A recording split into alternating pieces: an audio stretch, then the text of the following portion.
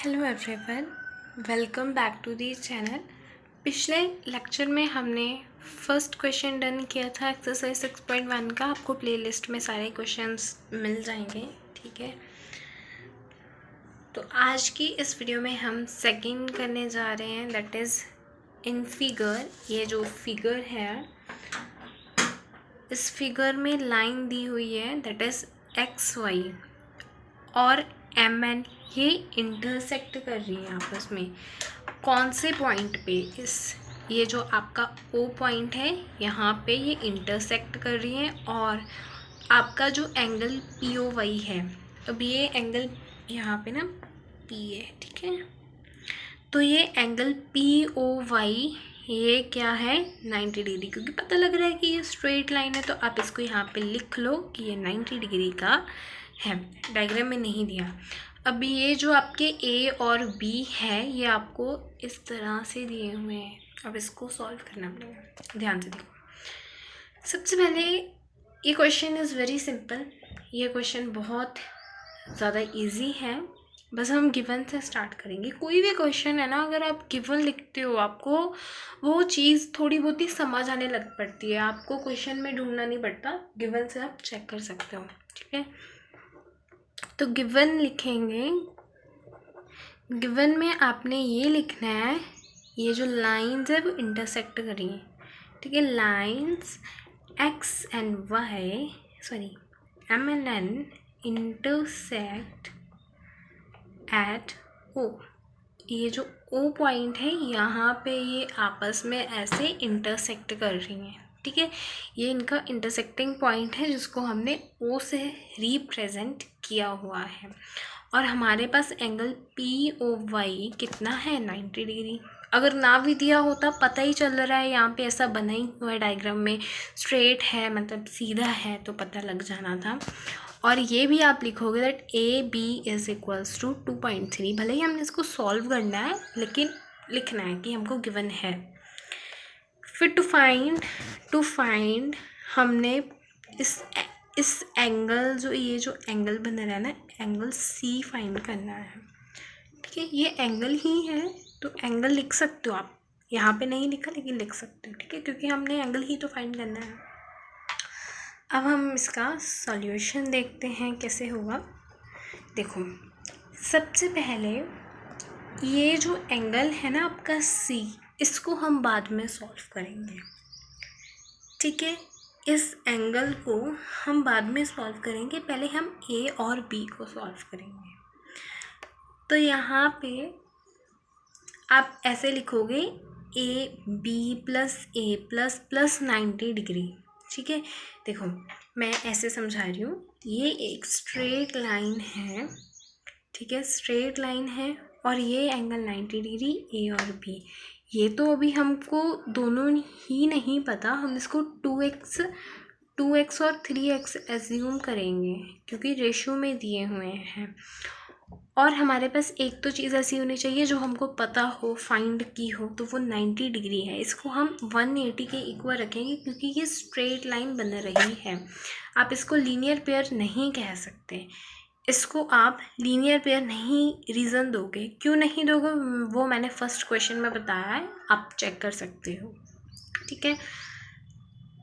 तो आपने इसको स्ट्रेट लाइन रीज़न देना है। क्यों देना है वो मैं बता चुकी हूँ ऑलरेडी, ठीक है।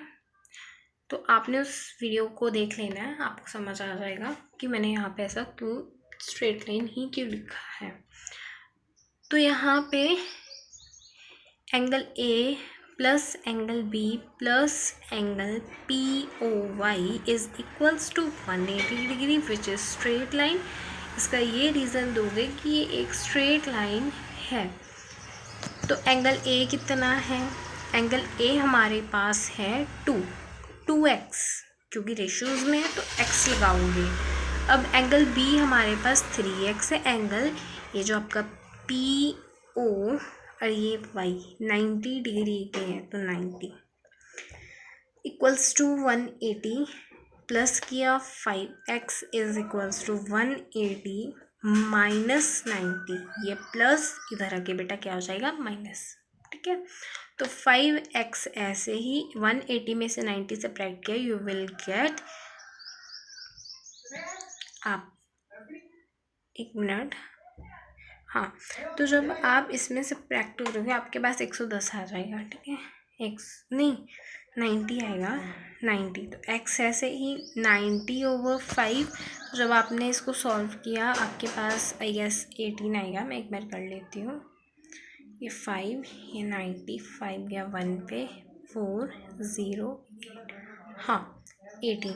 तो ये जो x है ना इसकी वैल्यू 18 आई है, अभी हमने एंगल नहीं निकाला, ये जो x है ना इनकी वैल्यूज़ 18 आई है। तो अब हम ऐसा करेंगे कि ये जो 2 है, 2x is equals to 2, x की जगह पे 18 आ गया। अब इनको मल्टीप्लाई कर लेते हैं, 18 को 2 से मल्टीप्लाई किया, 8 1 8 63, 36 आ गया। और ये 3x की जगह पे भी हम अब 18 पुट करेंगे तो आई गेस 54 आएगा, लेकिन मैं करके देख लेती हूँ। 8 1 8 8 2 16 6 1 कैरी 2 3, एक मिनट, सॉरी यहाँ पे 3 है, ठीक है,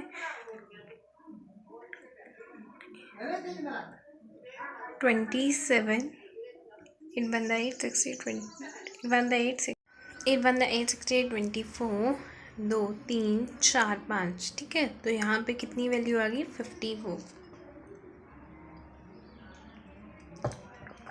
अब एक बात और,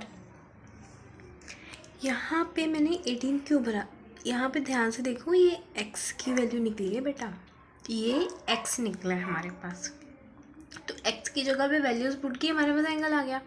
जो आपका एंगल ये है ना, ए एंगल, ये जो आपका एंगल है ये 2 था पहले, अब ये 36 है, और ये एंगल आपका 54 है, जो अब हम फाइंड करके आते हैं, है ना, हमने ये अभी अभी फाइंड किया।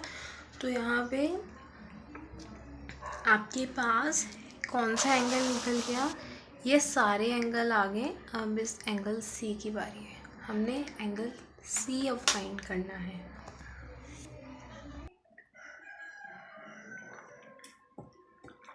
तो अब हम एंगल सी को कैसे फाइंड करेंगे, अगर आप कहोगे कि ये स्ट्रेट लाइन है तो angle C plus is equals to 180, लेकिन यहाँ पे तो कोई एंगल ही ना बन रहा, यहाँ पे कोई एंगल नहीं है, कोई एंगल नहीं है। तो आप सोच रहे होगे कैसे फाइंड करोगे, अगर आप ध्यान से देखो, ये जो आपकी NM लाइन है, ये वाली जो आपकी लाइन है ये स्ट्रेट लाइन है, और यहाँ पे ये 2 एंगल बन रहे हैं। तो ये क्या रीज़न हो जाएगा लीनियर पेयर का, कि एक स्ट्रेट लाइन है और उस लाइन के ऊपर 2 एंगल बन रहे हैं, लीनियर पेयर है ना। तो हम इसका यूज़, इस लाइन का यूज़ करके इस एंगल को फाइंड करेंगे। अब angle C plus angle B is equals to 180, क्यों, क्योंकि ये लीनियर पेयर है, स्ट्रेट लाइन के ऊपर 2 एंगल बन रहे हैं, और B एंगल हमारे पास है, तो इजी हो गया अब सम को सॉल्व करना, है ना। चलो करते हैं। तो अब हमने फाइंड करना है किसको, एंगल C को। तो वो हम कैसे फाइंड करेंगे, मैंने आपको बताया कि ML लाइन है, तो ML लाइन के ऊपर angle B plus angle C is equals to 180 degree, क्यों, क्योंकि वो लीनियर पेयर है। मैं एक बार आपको दोबारा समझा देती हूँ, ठीक है। इसमें आप स्ट्रेट लाइन नहीं रीज़न दोगे, वो मैं ऑलरेडी फर्स्ट वीडियो में बता चुकी हूँ कि आपने स्ट्रेट लाइन और लीनियर पेयर कब रीज़न लिखना है, ठीक है। तो आप उस वीडियो को जाके वॉच कर लेना। ये जो आपका एंगल B है वो हमारे पास आई गेस 54 था, है ना। चलो मैं देखती हूँ एक मिनट, ये एंगल C हमको पता नहीं, 180 हमारे पास है, मैं देखती हूँ 54 था। तो angle C is equals to 180, ये प्लस ये माइनस हो गया इधर आके। तो angle C is equals to 180 में से 54 को जब आप सब्ट्रैक्ट करोगे तो आपके पास आ जाएगा 26। ठीक है, तो जो आपका एंगल सी है वो कितना है 26, सॉरी 126 आएगा। ठीक है, वो गलती से लिख हो गया। तो यहाँ पे एंगल सी भी कितना आ गया 126। आप इस एंगल का तो नहीं यूज़ कर सकते, लेकिन ये जो आपकी स्ट्रेट लाइन है, यहाँ पे एक लाइन है, ये दो एंगल बन रहे हैं, तो ये लीनियर पेयर आप इसको रीज़न दे सकते हो। ठीक है, तो हमने इसको यूज़ करके फाइंड किया ये जो MN लाइन है। तो आई होप आपको सेकेंड क्वेश्चन भी क्लियर हो गया हो। नेक्स्ट वीडियो में हम थर्ड क्वेश्चन करेंगे। आपको जो सभी सम हैं उनकी प्लेलिस्ट मिल जाएगी एक्सरसाइज 6.1 की। Thanks for watching. Please like the video and subscribe our channel.